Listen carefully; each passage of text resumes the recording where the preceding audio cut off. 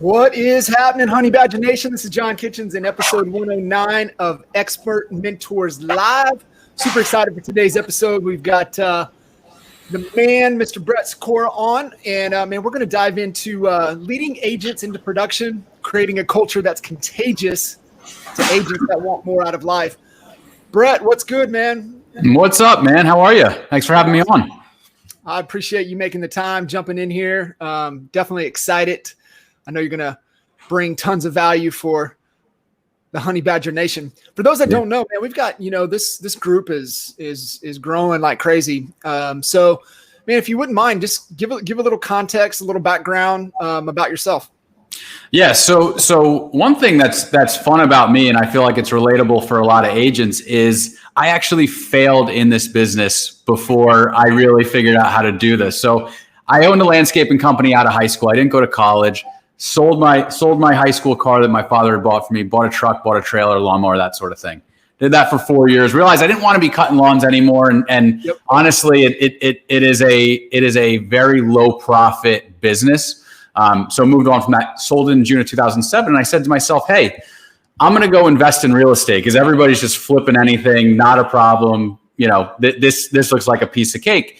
And I only got my real estate license for that aspect of it.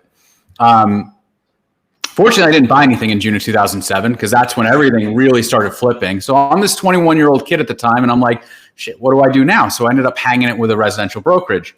I made no money. I think I did one rental, making phone calls. Ed Escobar was actually a coach I was working with at the time, and he's teaching me these old school ways of selling and all that stuff. And I ended up having to give it up July of 2008. So I went into the car business, started selling cars. And the reason why I bring that up is because I know so many agents fail. Like so many agents fail through this business. And I actually did. So I left the business July, August, September of 2008. And I think those that were in it, that were in the game then, that's when like shit really hit the fan. That's when the Dow dropped 5,000 points in one day. I mean, my sales managers at the car dealership were like, I don't know what I'm going to do. So I'm seeing this panic, this fear.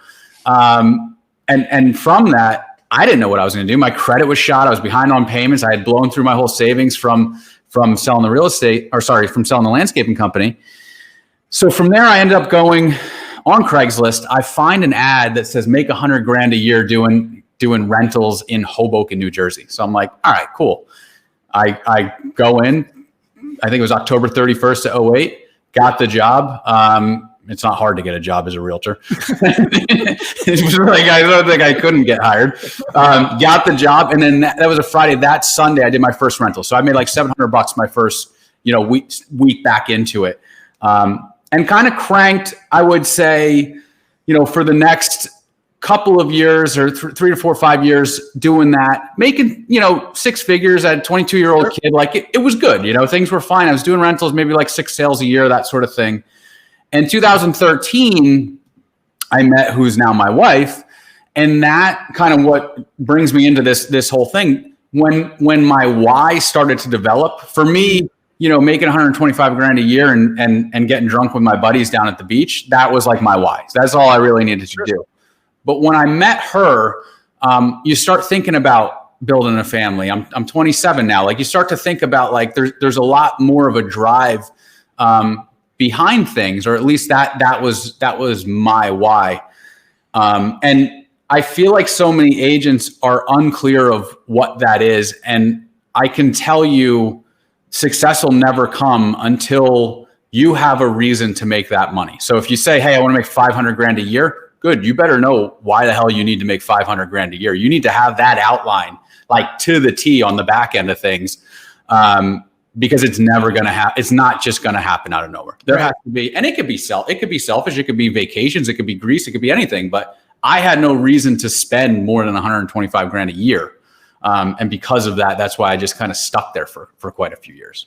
Yeah, no, it's a great point. What would you, early on before you met her, even some of the early failures, any big lessons learned that kind of have stuck with you from that time? Yeah. I mean, I think that I want to say my biggest failure is not being action-based day in and day out. I was swinging for home runs, and it really is daily bunts in this business that when you look at it over the course of 5-10 years, that's where, the success really comes in. So Matthew Ferry, who's one of my mentors and coaches, more on the mindset side of things, he always says, people overestimate what they can do in 1 year and underestimate what they can do in 5. And that is like insanely true. So for me, I think I kept writing that, with no why behind it. I'm going to make 300 grand this year, and then didn't really dissect how I'm going to get to the 300 grand. It was more of like the secret, the vision board kind of thing, where it's like, if I just wish it'll happen and focus on it every morning, it's going to happen. And there's some truth to that. You have to be aware of where you want to go. But until I really started to get granular and it was the daily activities, that's what took it to the next level. That's a great distinction. Yeah. I mean, so many, getting in, looking for that home run, right? Instead of just the base hits. I know we did some work with Terrell Davis, and that was his whole mindset mentality. It's 4 yards, every play's 4 yards. We're not trying to hit the one over the middle for the touchdown, just 4 yards. Because if you get 4 yards every play, it leads to a touchdown. Touchdowns leads to wins. Wins lead to playoffs. Playoffs, lead to championships. And so that was their mentality. That was his whole mentality. His whole career growing up playing football was just to get 4 yards every play. So it's a great distinction. What you talked about getting clear on why you want to make that money. What do you think is the reason that they don't hit it if they don't get clear on what it is? What do you think happens that stops that? It's tough to say. I mean, I think there's definitely a discovery that has to happen. So, and I feel like people think that Dave DeVoe, we know him quite well. Dave's one of my business partners, mentors too. He does a really good goal setting workshop, which I think you were a part of when we were out in Cincinnati. He did it for everybody. And when you really go in and you break down the expenses and everything like that, even if somebody says, hey, I want to make 250 grand a year, and they start breaking out the housing and they're putting 35% away for taxes and they're doing this and they're doing that, they're still left with a lot of money at the end. It's like, I tell people, when you're making over 300 and you're starting to clear like some big money, you kind of run out of things to spend it on. It's like you have to really be investing in real estate, or you really have to have, Grant Cardone, 40%. If you put 40% of your gross income away for 10 years, you're freaking done. So you have to take a deep dive into what that why is going to be for you, because it's easy to make 120 or 200 grand, but it's it starts to get trickier. And then when you start breaking into that 7-figure mark, that's when you're at that level, you really need to really discover what that is, Do you think, when people have their basic needs met, because it's not, you got to put in consistent effort, right? Like you were talking about, it's the daily bunts, the daily hits. And do you think that, especially agents, they get good, right? Their bills are covered. They got enough money for the month, maybe for next month. Do you think they just take their foot off the gas? They get lazy is kind of what some of that, comes around to as well. Yeah. And I don't know if it's necessarily lazy as much as it is like a complacency. I mean, that you're absolutely, and I'm glad you're going that way, because you're absolutely right. The mind starts to play like tricks on you, where you're counting commissions coming in, you hammered away for, a long period of time, or you had that month where you put 10 homes under contract and you have 180 grand coming in. You're like, shit, that's my next 6 months. So I think the expert agents, the ones that are really good, you're always going to have those peaks and valleys, but it's how do you make them shorter? How do you catch yourself when you're going into that? And I'm really focused on where's my income coming in October now? The other months are already shot, we're past that. So it's what am I doing today to get paid in 90 days, in 120 days? What are the actions that I'm going to take that are going to create that paycheck? So yeah, I totally feel that that's a skill set that, when it comes to earning the money and earning the good money is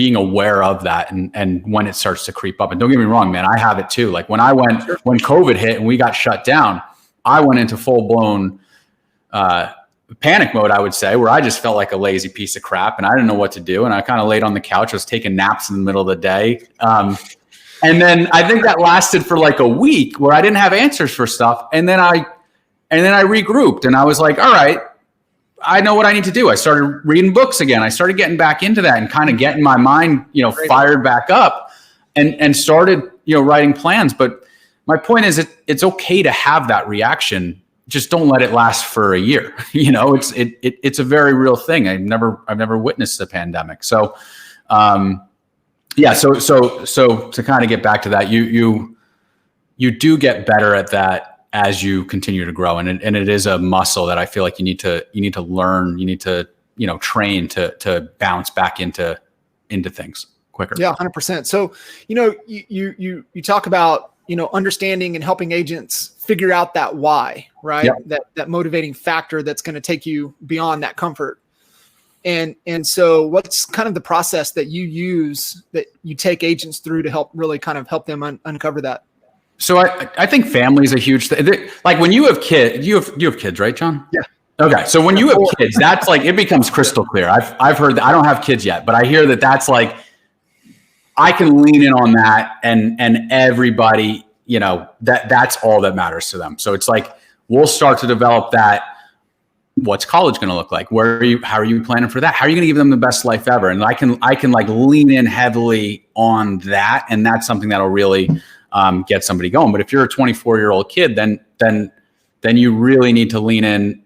I hate to say it, but it's more so like the material stuff, or if they're driven by the investments, that sort of thing. It's like, how do we get you insanely ahead of your friends? Like, how are you so set up that you can retire at 30? Like that's what I see, like a young hotshot kind of guy. They're more driven by that. Like it's a retired by 30 conversation that I'm having. Whereas, if people have kids, it's more of and this just seems to be the way it like plays out. I kind of know what people's whys are going to be. There's not that they're very similar unless, they've lost a mother from cancer or something like that. My wife behind me, but yeah, unless they've had like a loss or something's driving, somebody passed away in the military, while in service, and then they want to go wounded warrior or something like that. That's a different type of why, but it's just, It's a question-based conversation and you're just exploring, what it is. I'm going to do one with an agent today at 3:30 face-to-face, and we're going to sit for, probably an hour or so and just start. I just need to know it's not only their why, it's what I'm going to pull on throughout the process with accountability too. No, that's a great point. I remember Ed Milet sharing something exactly what you said. He said, we all have that, but to build something to make it sustainable over a period of time, you've got to tap in, because he said, we're either trying to prove somebody wrong, which is like what you said with that hotshot guy. He's like, hey, he's trying to outdo his buddies. Yep. Or he's trying to make somebody proud, right? And so that's where you're talking back in, they're trying to make their kids proud, or they're trying to make their parents proud of them. Yep. And he said, once you know what it is that you're after, and you have an awareness, and that's what you're helping agents do, is create an awareness of why they want to do what they want to do, and then being able to tap into it. And he says it's one of those two things. And he said they both can be really, really powerful. And so that's awesome that you're helping agents get clear on that. And like you said, it's a driver for you as a leader to when they want to lay on the couch and you want to get their butt off the couch, right? You can help them, remind them of why they're doing what they're doing in the first place. Totally. That's awesome. Yeah, no, that's so true. So you mentioned, Dave, and for those of us that had the opportunity to hang there in Cincinnati at the mastermind, and him to go through that whole process, kind of talk through, what you guys do to, hey, you got this why now. Let's set some real goals that we can get after. So kind of talk a little bit about that process that you take agents through. Yeah. So there's in regards to that, I'll use myself as an example. When Dave first did it with me, I think it was 2013 or 14. I'd said to him, I want a Porsche 911. That was one of my whys at that point. And he said, great. So go test drive a car today. And at the end of the day, come back to me with the business card. And I think I also said, I want to go to Hawaii too. And he's like, cool. Well, here's my travel agent. Go meet with him, set an appointment, and then let me know once you met with him and you've actually priced out what that's going to be. Just putting things on paper it's one thing, but to actually go rip through the gears on a 911 around corners and stuff like that, that's totally different. It makes it very real when you're sitting there and you're planning, a 2-week stay in Kauai at the Grand Hyatt, and you're exploring which room you're going to stay and blah, blah, blah. And you can also, depending on how you want to do it, but you can book the stuff. You can actually, Mike Ferry, who we're very heavy Mike Ferry base, he was always like, go out and lease the car, then go make the money. I don't really necessarily tell people to do that, but if you want to do it, go do it. It's going to force you to make money. So with that, there's things you can do through ADP payroll, for instance. You can put yourself, you can put yourself on a salary and just have that where it's going to overdraft your account if you're not actually making the money for it. So you can do that. You can, with ADP, you can allocate to 2 different bank accounts. So you could have that 40% gross savings going the one way. What's left over is, going to your tax account and to your regular spending. So there's ways to make what you're putting on paper very real. And I think that's a huge part of it. Man, that's gold right there, Matt. Definitely throwing that in there. Yeah, buddy, I like that too. So, do you help them set just not only? It sounds like you take them through a lot of the equities of life as well to set the goals, right? Financially, health, and just everything else. Yeah. And that's, we're also, we share what our goals are. Like, we're an open book with our goals, and it's in front of our team. And it's like, hey, this is what I want to do. Or, hey, here's my, we'll do a prophecy letter where we'll write it a year in advance and kind of, here's where, my whole life came out. It's December 31st. I'm sitting, having a cup of coffee with my wife in Aspen, Colorado, whatever it may be. But we'll let them read through it so that they can kind of visualize what we're doing and what our experiences are. And we're an open book in regards to that. Eric Goldfarb, who's my team leader, he's great at that. He always, to the one-on-ones and everything like that, he's coming in. He's like, here's my 1 month, here's my 3, here's my 6, here's my year, here's my 5 year. He has it all broken down. And I think what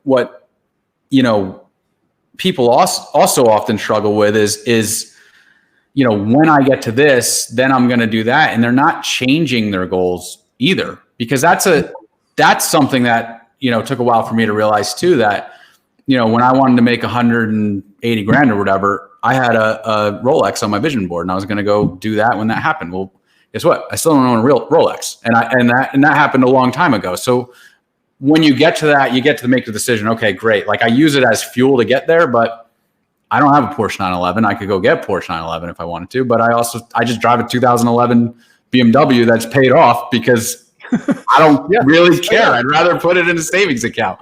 I'd rather go buy more real estate. So my point is, you use these things. The Hawaii trip did happen. I did go to Hawaii. We use things like that, but once you hit it, then you have the power to make the decision on, do you really want to do that? Was it what is the purpose of that? And how is that going to fulfill you? Is it actually going to do anything, or was it really just fuel to get you there? It's amazing. It's the meaning that we give things. And when you set that, the meaning that it means at that time, but as you grow, right, throughout the process, because you have to grow as a human, and so the meaning you give it at that time is completely different because you're completely different. So that's a great, that's a great distinction. So talk a little bit about the rhythm and the accountability with the team around the goals, because I've seen a lot of teams, a lot of team leaders, they'll set goals and they'll set goals with their team and then they'll never talk about it again. So how do you keep that top of mind? What's the rhythm? What's the accountability to them?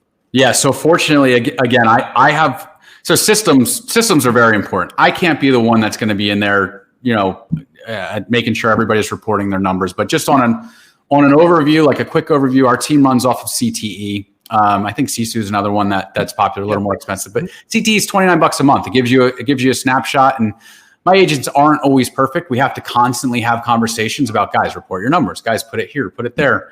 But between CTE, Boomtown, that's our CRM, we can track activity on that. And then we use Mojo for our dialers. We track activity on that. I know when somebody's sleeping. I can see when the activities aren't there. And also, if you're sleeping, the results aren't there. You're not asking me certain questions, or you're not leaning on the team with certain scenarios. It starts to, you can sense it. It starts to go quiet. You're not chiming in on the calls as much. So we know that we need to go in and kind of work on them specifically to kind of figure out what's really going on there, what's throwing them off. Where are you lacking the energy? How do we help you get there? And to give you like a good example of in our opinion, the high level accountability, you could actually, we talked about it. That app simplifies things. Spar. You could have the whole team go in, and even if it's $10 a day, if they miss a day of prospecting, if they don't report their numbers or they don't do a video and put it in there, automatically it'll debit their accounts. You can throw 20 agents into a Spar thing, and it's just a fun, friendly contest that like $10 is $10. I mean, the one with Kyle Whistle was $100 for every missed day. So, but whatever that money may be, that's definitely good skin in the game. And we also are public about our numbers within the team too. So like if somebody's putting a home under contract, there's a tally board. So it becomes competitive, from like my sports background, where we want to treat it as a team. If somebody's succeeding at a high level, I want everybody else on the team to see that, to praise them for it, and then to go chase them, go beat them, So we use a lot of that too. And I also, again, going back to DeVoe, this is a very powerful thing that he did with my wife for me back in the day in 2013 when he was coaching me. And he said, Brett, all you have to do is hit your 20 contacts a day. You gotta make your 20 phone calls. Why are you making 15? Why are you making 18? We got on a group call with Kara, who's now my wife at the time. And he said to her, he's like, Kara, all Brett has to do is have 20 conversations with 20 different people every single day. And if he doesn't do that, if he doesn't do that, he doesn't make a ton of money. So that's how simple his job is. And because of that, at the end of every single day, Brett has to actually write down the conversations on a piece of paper, scan it and email it to me, and he has to copy you on it. And if he doesn't do that by 5 p.m. each day, you got to give him shit when he gets home about how much of a piece of crap he is. That's heavy accountability. I didn't want to let my wife down, my new girlfriend at the time, because I can't have 20 conversations with somebody. You want to go out on date night and have her say, why can't you just call 20 people? What does it take you, an hour? What are you doing? What are you doing? She's out like she's in healthcare. She's out like treating people and like helping people's lives. And I can't just talk to 20 people about real estate. So agents have a way of overcomplicating things, and that's a really good way to do it. I love that tool. There's an agent on my team too, two daughters. It's same thing. It's like, hey, dude, share your goals, share how simple your life is and how much we overcomplicate it with your kids. And then tell your kids to check with you every single day. Set a timer on it. Dad, did you do this? Dad, did you do this? And then are you going to lie to your girls about it? Or are you just going to do this simple task that you have to time block for an hour or 2 hours a day in order to make like substantial amounts of income, So yeah, so that's big on the accountability side. You got to track numbers. And also, if you're going to coach somebody properly, you got to know what they're doing. They're not coachable. If they're not going to track their numbers, they're not going to be coachable, because I don't know what to do with you. If you're not giving me something, and I can't look at conversions and I can't break down goals based on your activities, it's really tough. It's tough to track.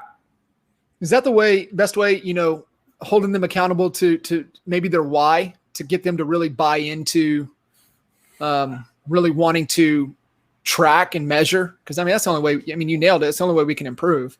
So how do you really get them bought into it?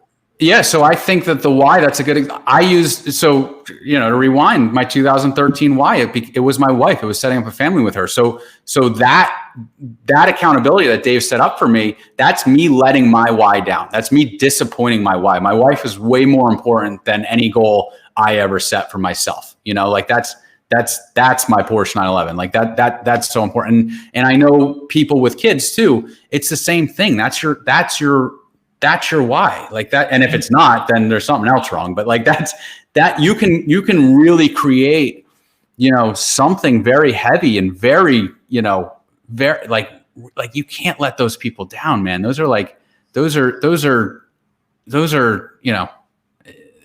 like, you're never going to let your kids not eat, Right. So then you got to go deeper and just kind of figure out, all right, well, how do I get that survival, fire lit in me in a way that's going to give them the best life ever, you know? Yeah. You know, it's the whole modeling that behavior, right? And, you know, when you guys do have kids, then that's where it shifts, right? You know, are you the role model? Are you modeling the behavior that you want to instill into your kids? And it's the same thing with your team, right? You know, how are you showing up every day? Because they're watching you. Yep. Right? They're really paying attention to you. How are you behaving? How are you acting? Are you hitting your 20, you know, whatever your critical metric is now, right? It may not be 20 contacts a day. Your role has changed. I mean, it's more of a leadership capacity. So how long, because I'm always curious with this, how long did you have to go to where that became the habit, right? You built that muscle to where you were hitting that number on a consistent basis. So for me, and this might have been, you know, this might have been more of a, like, I was really good at setting my life up in a way where it had to happen. It's almost a reactive way. So there, like, I knew that my accountability, for instance, the toughest thing for me is when I went to a single agent, like in late 2015, because my accountability now is I can't let my team down. I can't, if I say I'm going to do something for somebody, it has to happen. The reason why you and I are going into this right now today, why I chose this topic, is because I'm doing a mastermind on it in 2000, or sorry, I think it's July 18th with Mark Stein, who's a broker that came over with us. And we're going to do it around broker attraction. So I just set myself up accountability wise. I made the decision yesterday when I shot you an email, this is what I'm going to talk about. So it actually made me sit down last night and really start digging into content that I have to create a week from now anyway. So that's how I do things now. And I would say, as far as, you know, how long did it take me? I mean, I'll fall off. I'll personally fall off. It's okay. I'll have my days where I would still hit the 18. I'd get reamed out by my wife at the end of the night, you know, but it felt good when I hit the 32 on those days too. You're going to have days where, you know, maybe you had a couple too many beers the night before. You're not feeling great. You're foggy. You're recovering from the flu, or you didn't sleep well, or something like that. It happens. And it's like, don't beat yourself up, or you don't have to be perfect, because if you're hitting 20 every single day and that's it, well, then guess what? You're not doing enough. You should be hitting 40. Like, you got it. I'm okay if you miss things. It's about constantly being in action, and those peaks and valleys, just making them as small as possible. Yeah, 100%. I love that.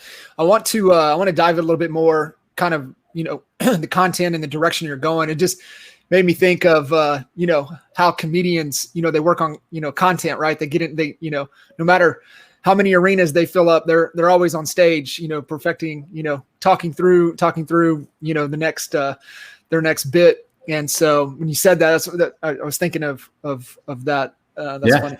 So, what is it that, from an attraction standpoint, right, to where agents we want to attract agents into this type of culture, which is just a collection of our people. So, like, you know, man, they really got to be bought in. They'll be repelled, right? They'll just quit. They'll leave you if they're not really bought into this type of, you know, level of productivity. So what is it, you know, how do you guys use that when you're talking to agents and bringing them on, you know, helping them accomplish their goals, but here's what it's going to take to make that happen? Yeah. So we call ourselves Navy SEALs. You know, that's the distinction that, and I actually heard a really good one. I can't think of his name. I think it was, he's an agent out of Charlotte, but he said, listen, come over to EXP when you can hit a 95 mile per hour fastball in the minor leagues. I'll talk to you about hitting a 100 mile per hour fastball on my team. You know, like, we're the major leagues, EXP is the minor leagues. Get used to that. Show me you can do that. And then we're going to have a conversation about what we're doing over here. I thought that was great.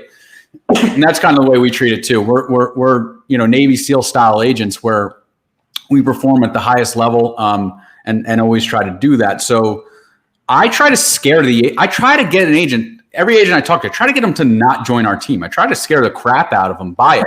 And if they're sitting there like, dude, let's do this, man. Like, let's get, like, that's kind of my hiring process. And I'll know very quickly into that whether or not they're going to be able to row with us or if they're creating an issue. And fortunately, I haven't had to fire too many people. They usually quit, like what you were saying, or they'll kind of float out and, hey, they're here for like open house help and stuff like that if the Navy SEALs need it. But yeah, that's the culture we've created, where like people will, on our team, they'll literally they'll take a bullet for each other. Like they're family, and we're all partners, and we're all working on this together.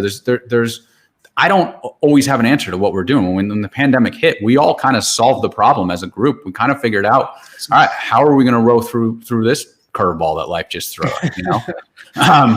So yeah, I think that's a huge part of it. And aside from that, it's like they're kicking ass. I mean, they jumped from 46 million to 85 in 2019. And even with the pandemic, we'll push over 100 million. We're number one in the state at EXP in New Jersey. Like that's noisy. We can make noise around success.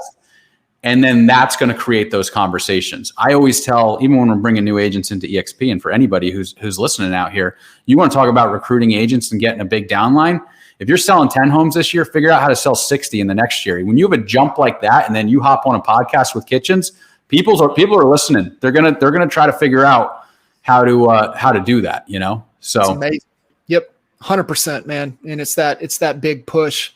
To not just take that little bit of a leap, but take a massive leap. And if you had to do it, how would you? Right. So it just comes back down to asking ourselves better questions. Right. And even you as a leader, challenging them to think that way, right? And to think bigger and to think differently. And I'm glad you said that. Hey, I can teach you how to hit 100 mile an hour. Hey, teach me how to hit that curveball too, right? Yeah, exactly. That's the key. Cool, man. So you're talking about kind of really a little bit of a shift in a direction for you, and is the main conversation around just productivity? Is that really kind of the focus, or what kind of direction are you leaning in with the conversations?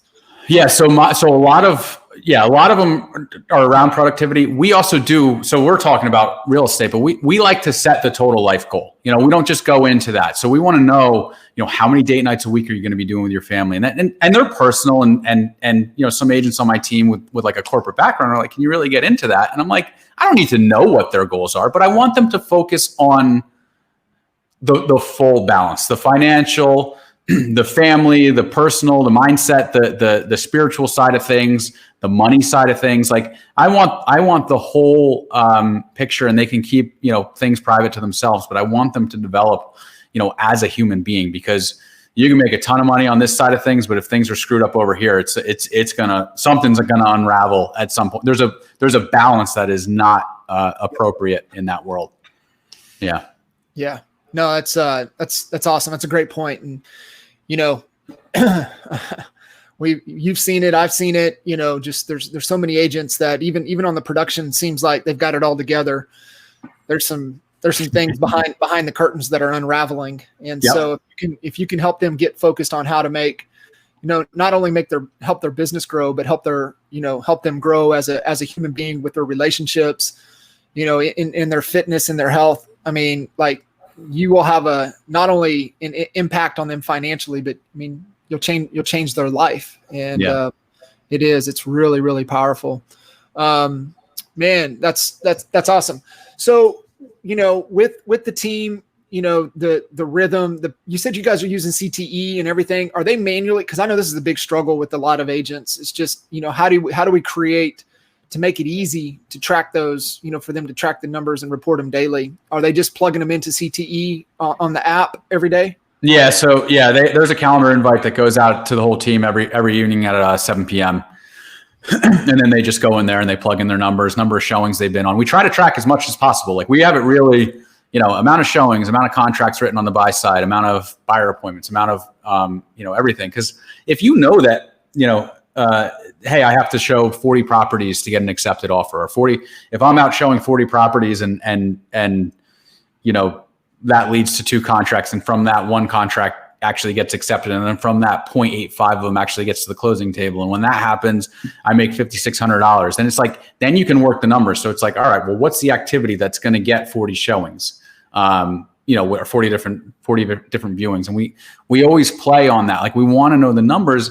And the other thing too, and I think this is where my life really started to grow when I was working with Matthew Ferry as well, is there's so many different ways to skin the cat in this business. If you look at Jay Kinder's style, where he was billboard, the phone rings, boom, boom, boom. It's so systematic in regards to that. Or, you guys, like with the ISAs and all that stuff, like that is a completely different style than what, we're really good at, which is outbound. Like, we are outbound calls, but I also know that, you can make a ton of money by being an absolute badass at open houses. I was never an open house guy. I hated them. I would like fall asleep on the couch. It was like the worst 2-3 hours of my life every single Saturday. I did them, but my point is, like, when you're going through the fast start training at EXP or you're sitting in these courses and stuff, and you're starting to learn the different ways as a new agent of how business is being done, pour gasoline on that. Like, if what's waking you up in the morning, if it is open houses, or if it is, if we look at your last 12 deals that you did and 11 of them came from friends and family, how the hell do we pour gasoline on you having conversations with your friends and family? And we'll go more of like a Michael Mayer, 7 levels of, whatever, I'm talking about. We'll go more that route with that agent. You're still having conversations with people, but you're using something else to generate those conversations, or you're going a different way with it. Whereas if you're the type of guy like Dan Spitz, who's on our team, or Dave DeVoe when he was a single agent starting out, they can lock themselves in a closet for 6 hours a day on a dialer and literally talk to hundreds of people. Like, that's, if you can do that, go do that. That's where we're going to go. But if you're great with internet leads, if you're great with buyers, Facebook, social media, whatever it may be, we're going to focus in on that, and we're going to perfect that first. And then you can start layering in 3 FSBO contacts a day, or maybe every Thursday is your FSBO day. And start building pillars outside of that with different avenues of income. Man, I love that, because, it's the whole, meeting them where they're at, what's working well for them, and how can you help them essentially squeeze all of the juice out of what's working, instead of forcing your, agenda on them. Yeah. Right. So I think a lot of teams try to go that latter route, right? Hey, this is us. This is our culture. You either get it or you get out. Almost, especially if you're hard prospecting side, boiler room style, get in here. We're going to hammer the phones, this time to this time. But yet you guys, meet them where they're at and help them. I think you still try to introduce what, works, which you still got to make phone calls. You still got to have conversations. So being able to do that, I think that's a great distinction for everybody listening in, is, really find their style, right? And everybody's a little bit different, but they could be a great core value fit. They could love the accountability. They can love, wanting to track the numbers, but like you said, they may be really good at this versus that. And we're going to help them take it to the next level. I think that's a huge distinction, a huge get for everybody listening in. That was definitely a nugget for sure. Yeah. And go ahead. Well, I was just gonna say too, the nice thing with that too, like I always say, like, go big fast. Like, if you can jump that like no man's land seems to be when you're floating between like 4 agents on your team or 3 agents on your team, and then you jump to like 12. Once you start getting up 15, 20, they kind of create their own little groups within the team where there's 4 of them that have that style.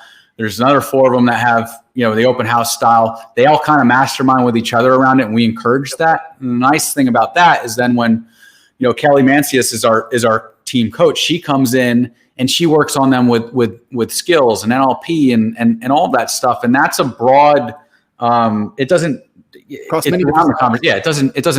matter how they're doing it. That is valuable in all ways. She's writing business plans with them too. But yeah, I mean, actually, just real quick, one fun thing with the business plan that we like to do with agents too is, if they've been in it for a little bit, it's like, hey, write out your 30-day plan to have the most incredible year ever. And they know exactly what they're supposed to be doing. And then they report back to you with it. And they're like, this is this. I'm like, that's an awesome business plan. Go do it. Like, it's so anybody listening, write out, like, if you're like, hey, I'm going to double my income in 2021. what do you have to do in the next 30 days in order to start creating the new habits to do that? Write that down and then go look at it, because you just wrote a badass business plan. That's exactly what you need to do. That probably goes right around your why and probably goes around, pouring gasoline on knowing what works, Man, that's awesome. That was going to kind of be my lead into my question there was, what do you reckon? I mean, where should they start, right? If this is not, normal or the day-to-day for them, hey, Brett, I hear you, man. I hear you, but how do I get started with it? What should I do first? Yeah. So definitely the why side of things. Start really daydreaming around that. Try to figure out what that is that's going to make you tick. And then start writing that business plan around what you think that's going to be. And you can lower the bar with this too. It doesn't have to be, I think every agent should be having at least 20 conversations a day, because what else are you doing? That's like when you were on our mastermind, it's like 80% of your day or 70%. I forget your number. We use 90, but that should be income producing activities. So write your schedule around that. Make sure that it is, and hop into EXP world and become a master in those areas that interest you. And I can tell you, if you're like, day one, not doing what you like, if you write the goal today and then tomorrow you don't do it day one, you didn't write like something else is going on there. We gotta like peel it back a little bit deeper. And that's why I really like the lower the bar exercise, where it's like, go call one FSBO tomorrow.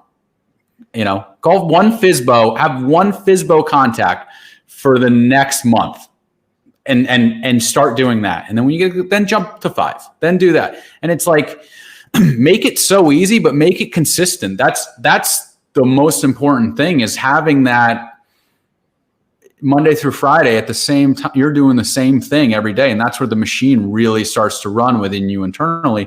And that's where you're really building the muscle. So make it easy. It doesn't have to be a crazy goal. That was one of the bullet points I said, set a realistic goal and then build on top of that. Set something that's like freakishly easy and then just start doing it. And same with the fitness side of things too. You don't have to go out and run a marathon the next day. Like, go run on a treadmill for 8 minutes. Go walk on a treadmill for 10 minutes. Like, just start moving, start doing something, and